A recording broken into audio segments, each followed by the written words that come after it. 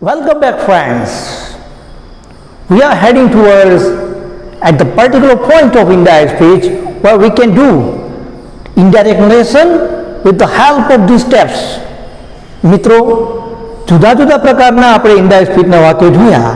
હવે આપણે એ તબક્કે પહોંચી ગયા છીએ કે જો મેં તમને અહીંયા સ્ટેપ્સ આપેલા છે, હમણાં આપણે જોઈએ છીએ, એ કરી જશું તો આપણને ઇનડાયરેક્ટ સ્પીચમાં કોઈ વાંધો નહીં આવે.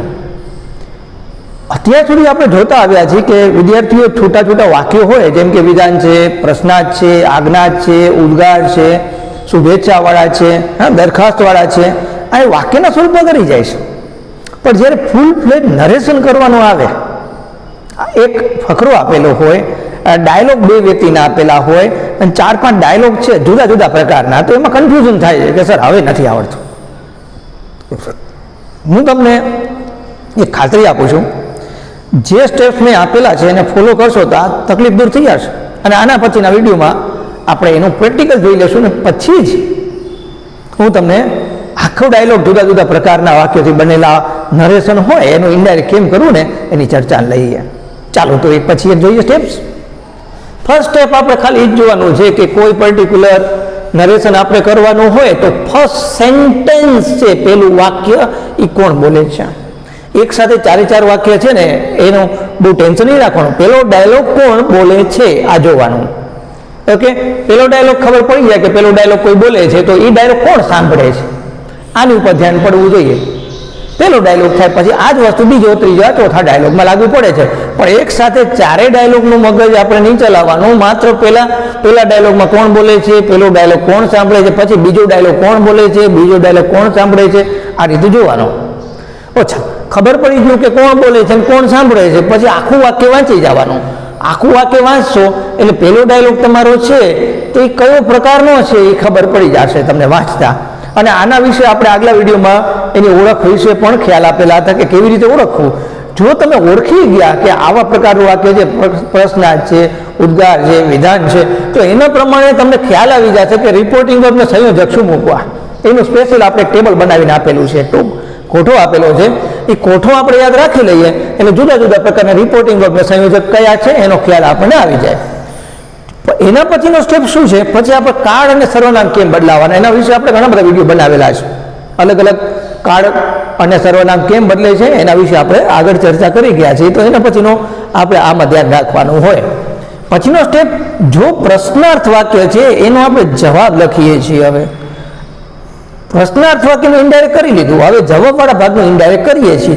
ત્યારે રિપોર્ટિંગ વર્બ તરીકે મિત્રો રિપ્લાય કે આન્સર લખો ને તો છાપ સારી પડે. ટોલ પણ સાચું જ છે, પણ જો તમે રિપ્લાય કે આન્સર આવું લખો છો તો તમારી છાપ સારી પડે છે અને યાદ રાખવામાં કંઈ તકલીફ નથી. જવાબ ઇંગ્લિશમાં રિપ્લાય કહેવાય, REPLY, રિપ્લાય એટલે જવાબ આપો.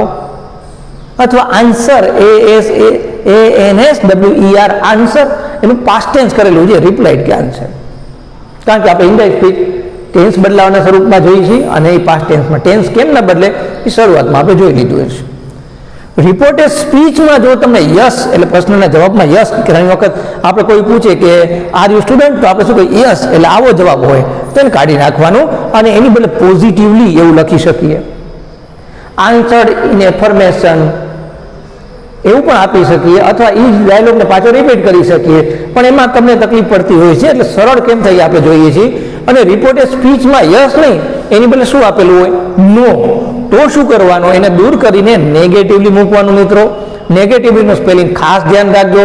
વિદ્યાર્થીના જવાબમાં નેગેટિવલીનો સ્પેલિંગ ખોટો જોવામાં આવતો હોય છે, ખાસ ધ્યાન રાખશો. પછી ડાયરેક્ટ સ્પીચ કેવી હોય હું તમારી સાથે વાત કરું છું. ગુજરાતીમાં આપણે આવું બોલે, કઈ બાજુ સ્કૂલે, કેમ રજાના દિવસે, એક્સ્ટ્રા પીરિયડ. આપણે આવું નહીં બોલતા તું અત્યારે ક્યાં જઈ રહ્યો છો. પેલી સામેની વ્યક્તિ બોલે હું અત્યારે શાળાએ જઈ રહ્યો. અરે ભાઈ ત્યારે તો એક લેક્ચર પૂરું થઈ ગયા, આવી ચર્ચા કરીએ તો. ડાયરેક્ટ સ્પીચ કેવી હોય કે આપણે રોજિંદા વ્યવહારમાં બોલીએ છીએ એટલે આખા વાક્યો આપણે નથી બોલતા, પણ ઇનડાયરેક્ટ એને લેખિત સ્વરૂપ આપીએ છીએ આપણે. એનું લેખિત સ્વરૂપ, written form, proper language. Direct means સ્પીચથી, ઇનડાયરેક્ટ સ્પીચ છે એ લેંગ્વેજ સ્વરૂપની છે. એમાં પૂર્ણ કક્ષાના બધા પદક્રમ આપેલા હોય. તો એમાં ખૂટતું હશે જે ડાયરેક્ટ સ્પીચમાં, તો ખૂટતું હોય, અધૂરું વાક્ય હોય તો એ અધૂરું નહીં ચાલે, એને પૂરું કરવાનું છે. એનું કારણ છે બે વચ્ચેની વાતચીત કે બેથી વધારે લોકોની વચ્ચેની વાતચીતની રજૂઆત કોઈક ત્રીજું કરે છે, એટલે અધૂરું નહીં ચાલે, પૂરું કરવાનું છે. હવે તરત એમ કે સર પૂરું કરવું કઈ રીતે, બહુ ચિંતા નહીં કરવાની. ખૂટતું હોય ને, હવે મારી પાસે કાંઈ નથી અત્યારના, ઇમરજન્સી છે, મારી બાજુમાં એક બીજો વિદ્યાર્થી બેઠો છે, હું વિદ્યાર્થી છું, લખતા લખતા મારી પેન ખાલી થઈ ગઈ, તો હું શું કરીશ? બહુ સિમ્પલ, મારી બાજુમાં જે વિદ્યાર્થી હશે ને પછી માંગીશ, અને એની પાસે છે તો એ મને આપશે. સેમ અહીંયા પાડોશી પાસેથી, ટૂંકમાં કહેવાનો મતલબ શું, પાડોશી પાસે મદદ મંગાય. તો અહીંયા જે ખૂટે છે તો ખૂટતી વિગત તો શું કરવાનું, તો એની આગળ એક ઇન્ડાયરેક્ટ કરેલું વાક્ય છે, આપણે એમાંથી આપણે લઈ લેવાની. જેમ કે કરતા ઘટતો હોય તો આગલા ઇન્ડાયરેક્ટમાં જ લેવાનો, કે કોઈ બીજી વસ્તુ ઘટે છે તો આગળના ઇન્ડાયરેક્ટમાં જ લેવાનો. આપણે એક્ઝામ્પલ જોશું, તમને ક્લિયર કટ ખબર પડી જશે. પછી તમને કોઈ ટીચર પૂછે કે have you done your work, તો યસ સર, તો સર શબ્દ આવે. અથવા ભણાવનાર કોઈ મેડમ હોય તો યસ મેડમ, તો મેડમ શબ્દ આવે. તો આપણે શું કરવાનું મિત્રો, તો આ સર છે, મેડમ છે, પછી કોઈ રાજા મહારાજા માટે કે કોઈ એવા એ લેવલના લોકો માટે યોર મેજેસ્ટી કે એવા કોઈ શબ્દ વપરાયેલા હોય, યોર હાઈનેસ, તો એ બધા દૂર કરીએ. આ માનવાચક શબ્દો કહેવાય. આવા લોકો સાથે આપણે જ્યારે આ શબ્દોનો પ્રયોગ કરીએ ને, તો એને આદર સન્માન કે આપણે નમ્રતાથી વાત કરીએ છીએ, તો એ દૂર કરીને પોલાઇટલી કે વિથ રિસ્પેક્ટ મૂકી શકાય. આ ખાસ ધ્યાન રાખજો મિત્રો. મોસ્ટ ઇમ્પોર્ટન્ટ પાર્ટ હોય ને તો સ્ટેપ નંબર 11. હવે અહીંથી પ્રોબ્લેમ છે શું? ટેક ધ કેસ, હું કોઈ સ્ટુડન્ટને પૂછું વોટ આર યુ ડુઈંગ, તો એ જવાબ આવશે I am doing my work but I can't solve the sentence of indirect speech which you taught me yesterday. હવે એને આઈ એમ ડુઈંગ માય વર્ક કીધું ને પછી એક બીજી વાત કીધી, બીજી વસ્તુ જોઈએ. How are you? Fine. And you? હવે જવાબ હાઉ આર યુ નો જવાબ શું આવ્યો? ફાઇન. એન્ડ યુ એટલે પાછો પ્રશ્ન આવ્યો. આવી વસ્તુ હોય ત્યારે શું કરવું, તો જોઈએ બોલનાર અને સાંભળનાર બદલતા નથી અને વાત આગળ ચાલે, તો એન એડેડથી ક્યારે જોડી? એક જ સરખા બે પ્રકારના વાક્ય હોય. જેમ કે કોઈ પૂછે can you help me? Yes I would like to help you, તો યસ એટલે આપણે આન્સર પોઝિટિવલી, એવું હમણાં મેં તમને આપ્યું. આઈ વુડ લવ ટુ કે I would like to help you, તો એન એડેડ ધેટ, બે વિધાન થયા તો એનથી જોડી દઈ. પછી same question, can you help me? Yes but right now I am busy, તો એન એડેડથી જોડ્યું. પછી એમ કે yes what a nice pen. હવે આ ઉદ્ગાર થયો તો યસ એટલે પોઝિટિવલી, અને આગળ ઉદ્ગાર તો એન્ડ એક્સક્લેમ્ડ વિથ એમ જોડીએ. વિદ્યાર્થીને મગજમાં એક વસ્તુ આવી જાય છે કે બધા એને એડેડથી જોડી દઈએ. એક સરખાના બે પ્રકાર વાક્યો, એક સરખા બે પ્રકાર, એક જ બે વાક્યોના એક જ સરખો પ્રકાર, તો એને added. Can you help me? Yes I would like to help you, તો યસ વિધાન, I would like to help you પણ વિધાન. Can you help me? Yes what a nice shirt you are wearing, તો yes વિધાન, what a nice shirt you are wearing એ ઉદ્ગાર, તો અહીંયા એને એક્સક્લેમ આવે. Can you help me? Yes please give me your pen, તો yes એટલે પોઝિટિવલી, પછી please give me your pen, તો એન્ડ રિક્વેસ્ટેડ. એટલે જ્યારે વાક્ય આ રીતે બોલનાર અને સાંભળનાર બદલતા ન હોય અને વાત આગળ ચાલતી હોય તો આપણે and added, and told, and suggested, આવા અલગ અલગ જે પ્રકારનું વાક્ય આવે એ પ્રકારનું નવું રિપોર્ટિંગ વર્ક લગાડીને જોડીએ છીએ. એક્ઝામ્પલ આપણે જોશું ને એટલે આ એકદમ સ્પષ્ટ થઈ જશે, પણ આમાં ખાસ ધ્યાન રાખજો મિત્રો, ખાસ ધ્યાન. જો પૂરેપૂરા માર્ક જોતા હોય તો આમાં ધ્યાન રાખજો. સ્ટેપ નંબર 11માં. સ્ટેપ નંબર 12 ઘણા બધાનો ગમતો, આ બધામાં સૌથી વધારે ગમતો સ્ટેપ કોઈને હોય તો સ્ટેપ 12 હોય, પણ ધ્યાન રાખજો મિત્રો, આ આજ્ઞા વાક્યમાં લાગુ નહીં પડે. બાકીના બધામાં તમારું કામ આ પર્ટિક્યુલર પ્રકાર, આ જે 12મો સ્ટેપ છે એ લાગુ પડશે. વાક્ય રચના યાદ રાખો ને એટલે ઇનડાયરેક્ટ સ્પીચ તમે કેમ કરવું એ ખ્યાલ આવી જશે. વાક્ય રચના કેમ, તો સૌથી પહેલા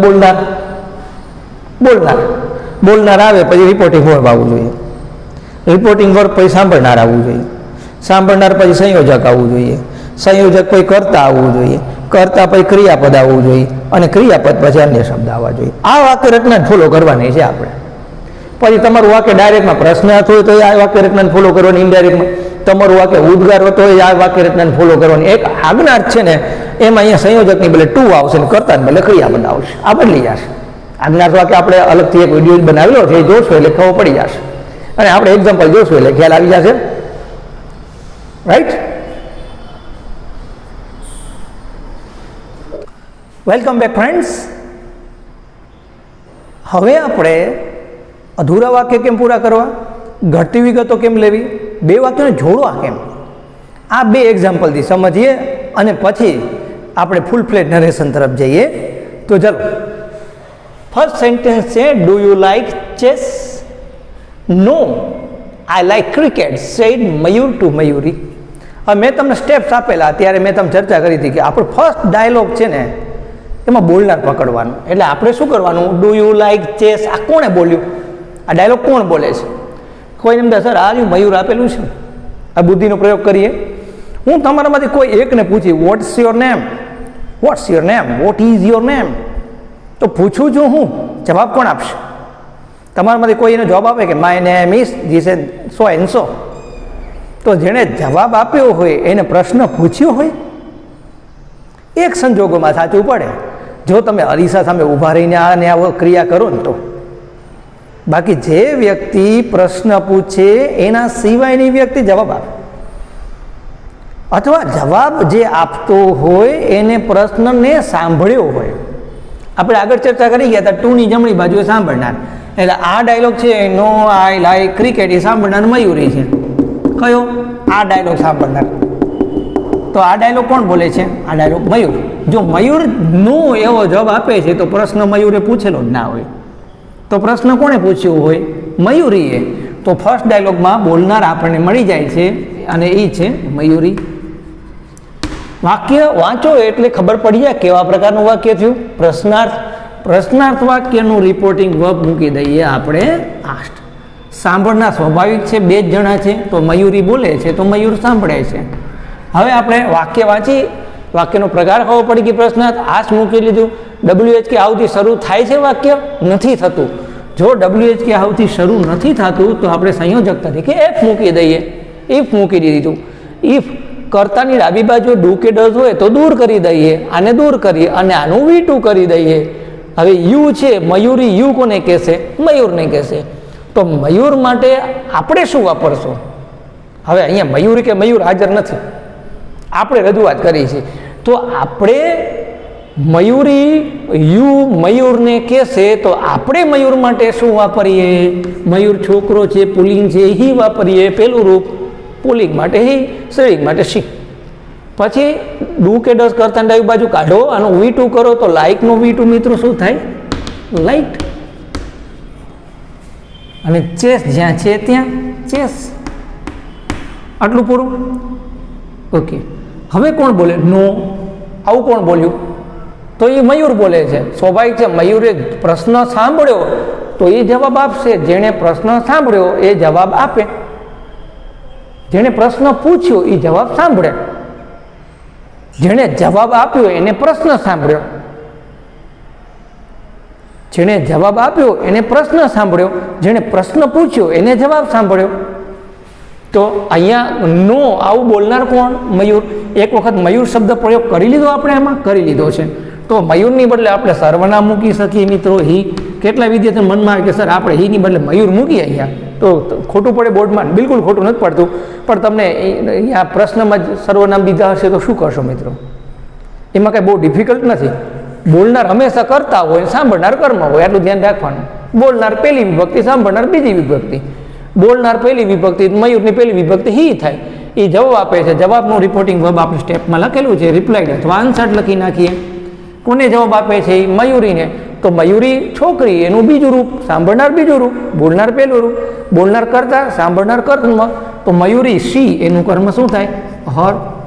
જો મિત્રો જવાબ શું છે? યસ કે નોમાંનો એક છે. જો અહીંયા યસ લખેલું હોત ને તો આપણે પોઝિટિવલી લખત.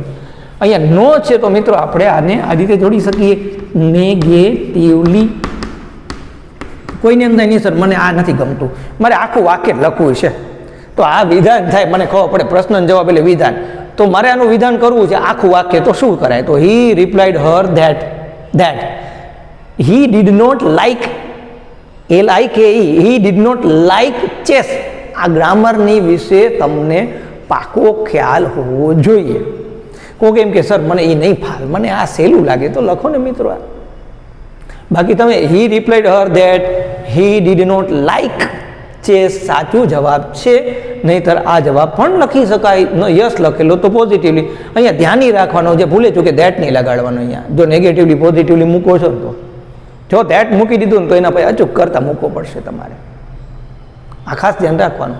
હવે નો થી વાત પૂરી થઈ ગઈ. નો કોણે કીધું? મયુરે. આઈ લાઈક ક્રિકેટ કોણે કીધું? એ પણ મયુરે જ કીધું. એટલે બોલનાર સાંભળનાર બદલતા નથી. 11મો સ્ટેપ.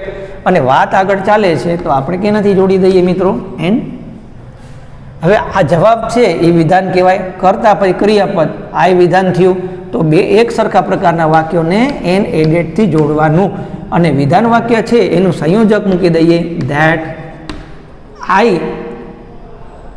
મયુર આઈ કોને કહેશે? પોતાને. આઈ કેટલામું રૂપ? પહેલું રૂપ. તો પહેલું રૂપ એટલે શું આવશે મિત્રો? ઈ.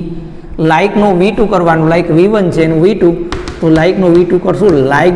અને ક્રિકેટ જેમ છે તે મૂકી દઈએ મિત્રો. આ રીતે વાક્ય જોડી શકાય. વાક્ય આ રીતે એન એડેડથી જોડ્યું. બે વિધાન છે એટલે એન એડેડથી જોડ્યું. બરાબર. બીજી વાત, પ્રશ્નનો જવાબ નો આવ્યો એટલે અહીંયા નેગેટિવલી મૂકી, એની ડાબી બાજુ ધેટ મૂકવાનું નથી. જો અહીંયા યસ આપેલો તો અહીંયા આપણે પોઝિટિવલી મૂકત. એના પછી જોઈએ તો અહીંયા કોણ બોલનાર સાંભળનાર છે એની કોઈ ચર્ચા ચિંતાની જરૂર નથી, કારણ કે સ્પષ્ટ મેં તમને સેટની નિશાની જ આપેલી છે. તો અહીંયા આપણે બોલનાર ચેતન સ્પષ્ટ સમજાઈ જાય છે, એટલે આપણે ચેતન બોલનાર તરીકે મૂકી દઈએ. વાક્ય જોતા ખ્યાલ આવે કે આ પ્રશ્ન ચિહ્ન છે, પ્રશ્નાર્થ વાક્ય છે, તો પ્રશ્નાર્થ માટે આપણે આષ્ટ મૂકી દઈએ. કોને કહે છે? તો એ ચેતનાને કહે છે. તો સાંભળનાર આપણે ચેતના મૂકી દઈએ. જો તો WH આવતી શરૂ થયું મિત્રો? હા થયું. ખાલી હુનું W કેપિટલ છે તો એને આપણે સ્મોલ કરી દઈએ. હવે આ શું છે? કર્તા છે કે કર્મ? ક્રિયાપદની ડાબી બાજુ મિત્રો શું હોય? કર્મ હોય. વર્બ પછી શું આવે? ઓબ્જેક્ટ.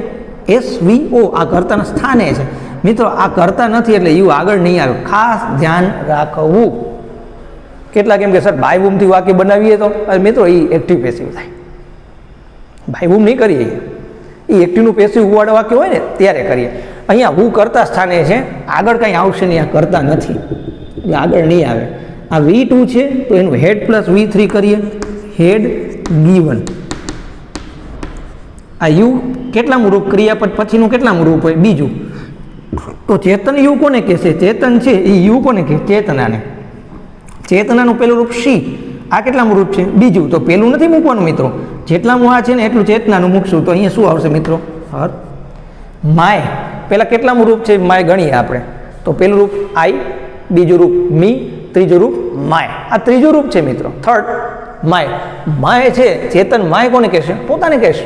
આઈનું રૂપ છે. તો આપણે ત્રીજું રૂપ મૂકવાનું. કોનું ત્રીજું રૂપ મૂકવાનું? ચેતનનું. ચેતનનું પેલું રૂપ હી, બીજું રૂપ હિમ અને ત્રીજું રૂપ હિઝ. એટલે અહીંયા મૂકી દઈએ હિઝ. અને વિધાન વાક્ય કર્યું મિત્રો, એટલે વિધાન વાક્યનું આપણે ફૂલ સ્ટોપ છેલ્લે આવશે. પ્રશ્નાર્થનું વિધાનમાં રૂપાંતર કર્યું. હવે ચેતના બોલે છે એની પહેલાં ફર્સ્ટ સેન્ટેન્સને આપણે રિવાઇઝ કરી. વાક્ય પ્રશ્નાર્થ છે, આષ્ટ મૂકી દીધું.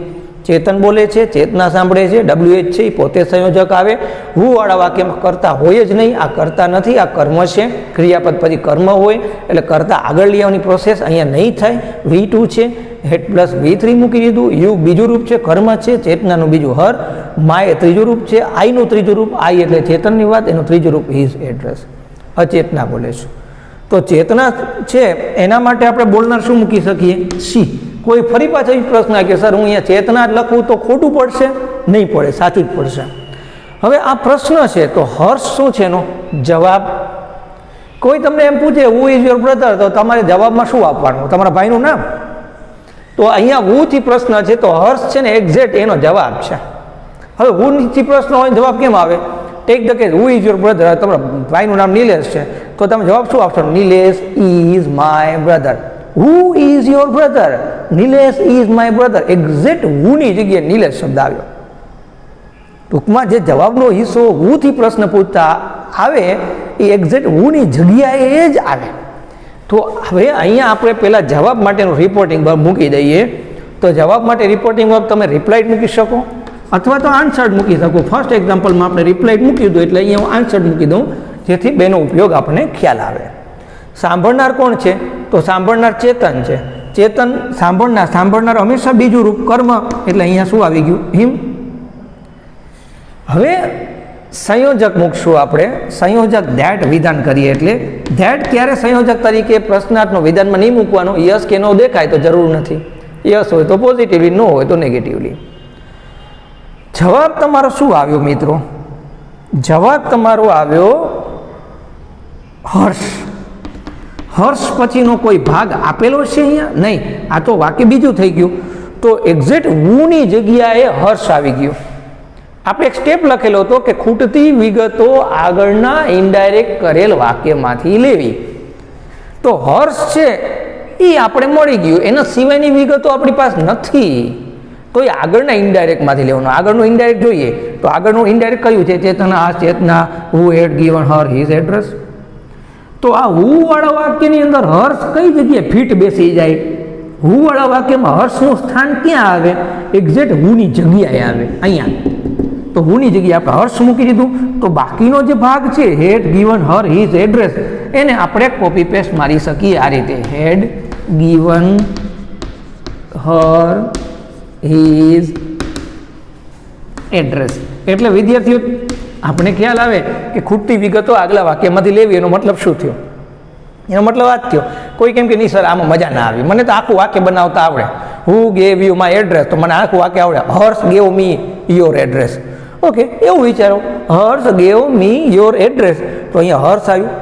પછી ગેવ તો હેડ ગીવન આવ્યું. યોર તો યોર એટલે કોની વાત આવી? તો યોર એટલે સ્વાભાવિક છે ચેતનાની વાત આવી, એટલે હર. અને માય અહીંયા એડ્રેસ છે એ કોનું એડ્રેસ આપવું? તો ચેતનનું એડ્રેસ. તો હિઝ એડ્રેસ સિવાય કાંઈ નહીં આવે મિત્રો. અહીંયા આ જ રીતે આવશે. હવે હર્ષ એટલેથી વાત પૂરી થઈ ગઈ છે મિત્રો. ચેતના શું બોલે છે? હર્ષ. ત્યાંથી વાત પૂરી નથી થતી, વાત આગળ ચાલે. વોટ અ નાઇસ પેન, આવું કહે છે. આ વોટ અ નાઇસ પેન એ શું થયું? ઉદ્ગાર વાક્ય છે, એક્સક્લેમેટરી છે. આ ઉદ્ગાર વાક્ય છે પણ બોલનાર કોણ છે? ચેતના જ છે. હર્ષ ચેતના બોલે, વોટ અ નાઇસ પેન પણ ચેતના બોલે. તો કેનાથી જોડીએ મિત્રો? એન્ડ. આ વિધાન, આ પણ વિધાન છે ને? નથી. આ શું છે? ઉદ્ગાર, એક્સક્લેમેટરી. એક્સક્લેમેટરીમાં જ દેખાય છે, અને વોટ કે આવતી દેખાય, અને પછી એના પછી વિશેષણ આવતું હોય, આ ઉદ્ગાર થાય. એન્ડ. તો જો ઉદ્ગાર વાક્ય આવ્યું તો આપણે ઉદ્ગાર વાક્યનો રિપોર્ટિંગ વર્બ અહીંયા મૂકી શકીએ. એટલે એન્ડ એક્સક્લેમ્ડ વિથ. હવે મિત્રો એક બીજી વસ્તુ વિચારીએ. આ હર્ષની બદલે ઉદ્ગાર વાક્ય હોત ને બીજું આગળ ઉદ્ગાર વાક્ય આવત, બોલના સાંભળનાર બદલતા ન હોત, તો એને એડેડ આવત. વાક્યનો પ્રકાર એનો એ રિપીટ થતો હોય તો એને એડેડ. વાક્યનો પ્રકાર જો બદલી જાય તો એન્ડ પછી જે નવા પ્રકારનું રિપોર્ટિંગ વર્બ લાગુ પડતું હોય તે મૂકવાનું. આ વોટ અ નાઇસ પેનની બદલે કમ હિયર એવું લખેલું હોય તો એન્ડ સજેસ્ટેડ કે એન્ડ રિક્વેસ્ટેડ એવું આવત. હર્ષ પછી કોઈ વિધાન વાક્ય આપ્યું હોત કે આઈ ડેફિનેટલી, તો એન એડેડ ધેટ આવત. ખાસ ધ્યાન રાખવાનું. વોટ અ નાઇસ પેન, વખાણ કરે છે મિત્રો પેનના, તો એક્સપ્લેન વિથ પ્રાઇઝ. કોઈ કેમ કે સર વખાણ કરે મને નથી ખબર પડતી, પણ એ નવી નવાઈની પેન જોઈ આવે એટલી ખબર પડે, તો એ સૌથી સેફ બેટ છે. તમને ખ્યાલ નથી આવતો ઉદ્ગાર વાક્ય આટલી જ ખબર પડે તો એને added and explain with surprise મૂકી દો. હવે આટલું સિમ્પલ છે વોટ અ નાઇસ પેન વખાણ કરવા, તો એને એક્સપ્લેન વિથ પ્રાઇઝ મૂકીએ. સંયોજક શું મૂકશું મિત્રો? ધેટ. હવે કોઈ વિદ્યાર્થીઓ એમ વિચારતા હોય કે સર એન્ડ પછી પાછું બોલર લખીએ કેવું રહે? એટલે તો એન્ડ પછી ફરી પાછું and she explain with prize to him, તો પણ ચાલે. પણ મિત્રો આપણે એન્ડથી વાક્ય કેમ જોડવાના એ શીખેલા છે. જેમ કે જય રિટર્ન્સ હોમ ફૂલ સ્ટોપ, હી ટેક્સ ડિનર ફૂલ સ્ટોપ, અને એન્ડથી જોડો તો જય returns home and tax dinner. ભાઈ એન્ડ પછી પાછું હી લખવાની જરૂર નથી, પછી કાંઈ જરૂર નથી. એવી જ રીતે આપણે બોલનાર સાંભળનારનો ઉલ્લેખ અહીંયા સી આન્સર્ડ હિમ ધેટ કરી લીધો, તો પછી એન્ડથી ફરી પાછું સી exclaim with praise to him that એવું કંઈ જરૂર નથી. લખો તોય વાંધો નહીં, ન લખો તો જરૂર નથી. જ્યારે વાક્યોને એન્ડથી જોડીએ છીએ ત્યારે.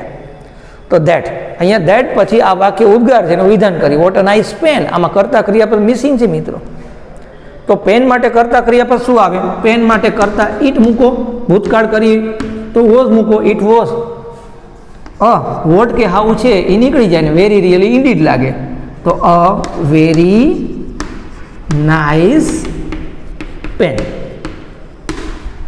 આ રીતે મિત્રો બે વાક્યોને કેમ જોડવા, અધૂરી ખૂટતી વિગતોને કેમ પૂર્ણ કરવી, પ્રશ્નના જવાબમાં યસ કે નો આવે તો શું કરવું, એ આ બે એક્ઝામ્પલથી તમને ખ્યાલ આવી જશે. એટલે જે અલગ અલગ વાક્યો કર્યા પછી ફૂલ ફ્લેટ નરેશન કરીએ તો અમને ના આવડે ને, એ મગજની અંદર આપણી ગ્રંથિ બંધાયેલી હોય ને, એ આ બે એક્ઝામ્પલથી સરળતાથી દૂર થઈ જશે. થેન્ક્સ અ લોટ ફ્રેન્ડ્સ. આપણે આગલા વિડીયોમાં, આના પછીનો જે વિડીયો આવશે ને, એમાં હું તમને અલગ અલગ પ્રકારના વાક્યો છે ને, જે આખા નરેશનમાં કઈ રીતે કરવું એનું આપણે ચર્ચા કરીશું. Thank you so much.